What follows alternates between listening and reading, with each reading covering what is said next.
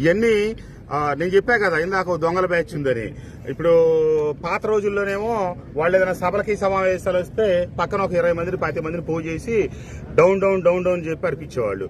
వాళ్ళకి చెవులో జోరేగలాగా, కంట్లో నలుసులాగా, చెప్పులో రాయిలాగా చేసేవాళ్ళు. అట్లా అదొక దినచర్య. ఇప్పుడేంటి సోషల్ మీడియా వేదిక పెట్టుకుని నాకు ఇప్పుడు ఆ కార్యక్రమాలు మొదలెట్టారనమాట. వాళ్ళు చేసే కార్యక్రమాల్లో అదొక భాగం.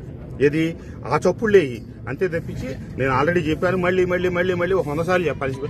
నా జీవితకాల పర్యంతం నేనుండేది వైఎస్ఆర్ కాంగ్రెస్ పార్టీలో. నేను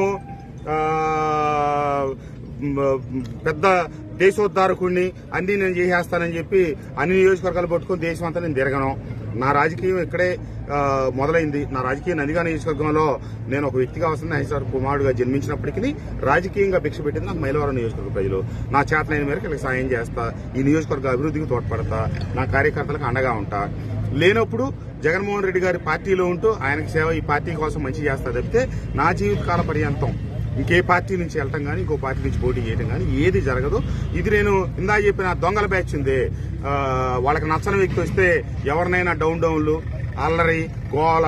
ఇప్పుడు అదే అల్లరి బ్యాచ్ ని ఈ మైలవరం నియోజకవర్గంలో ఉన్న వైఎస్ఆర్ కాంగ్రెస్ పార్టీ గుర్తిస్తే ఈ వైఎస్ఆర్ కాంగ్రెస్ పార్టీకి వసంత కృష్ణప్రసాద్ కావచ్చు, జోగి రమేష్ గారు కావచ్చు, లేకపోతే జ్యేష్ఠ రమేష్ గారు కావచ్చు, ఎవరైనా ఈ పార్టీని నమ్ముకున్న కార్యకర్తకి ద్వితీయ తృతీయ శ్రేణి వాళ్ళకి కావచ్చు, కార్యకర్తలకు కావచ్చు, నాయకులకు కావచ్చు, ఈ పార్టీకి కావచ్చు, కంచుకోట ఈ వెధవలు ఎవరైతే ఆ 10 మంది ఉన్నారో వాళ్ళు చేసే చర్యల వల్లే వసంత కృష్ణప్రసాద్కైనా ఇబ్బంది, లేకపోతే జోగి రమేష్ గారికైనా గతాల ఇబ్బంది జరిగింది, జ్యేష్ఠ రమేష్ గారికైనా జరిగింది, ఆ రోజు చెరుమూల వెంకట్రావు గారికి జరిగింది, ఆ రోజు రాజగోపాల్ గారికి జరిగింది, లేదా ఆ రోజు తలసేల రఘురామ్ గారికి జరిగింది. భవిష్యత్తులో కూడా ఆ 10 మంది వెధవల్ని వైఎస్ఆర్ కాంగ్రెస్ పార్టీ గుర్తించి వాళ్ళని కనుక మెడబట్టుకుని పక్కకు గెంటితే ఈ పార్టీ కంచుకోట వైఎస్ఆర్ కాంగ్రెస్ పార్టీకి నియోజకవర్గం.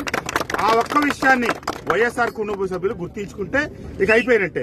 కానీ వాళ్ళు ఎంతసేపటికి మూడు పెళ్లాల మధ్య తగులు, ఇద్దరు స్నేహితుల మధ్య తగులు, ఇద్దరు జరిగే వ్యాపార బంధాల మధ్యలో ఉన్నాయి, ఎన్ని తిప్పి నా నెత్తినేయాలని, ఎక్కడెక్కడ జరిగే విషయాలు నాకు ఆపాదించాలని ఒక నీతి జాతి లేని వ్యక్తులు వాళ్ళు.